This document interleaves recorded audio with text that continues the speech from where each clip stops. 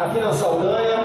E eu tenho o maior carinho de subir aqui no palco Michele Castro para receber também o troféu Melanzão. Bate palma aí, gente. Obrigado, Vitor. Vamos dançar? Vamos dançar. Bora!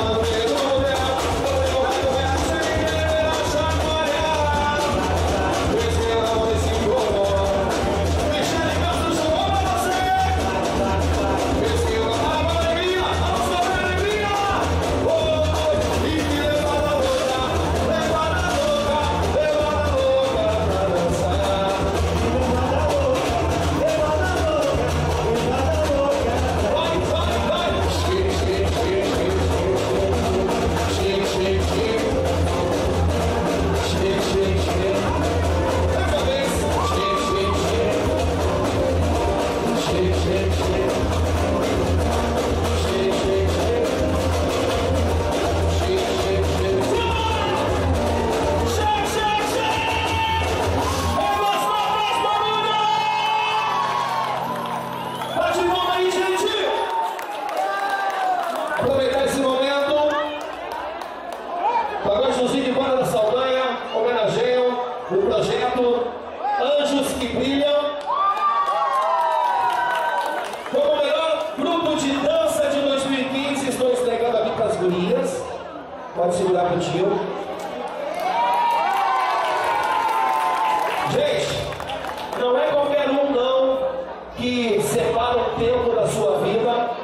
Podia estar em casa, podia estar no cinema, descansando, namorando, mas não. Tem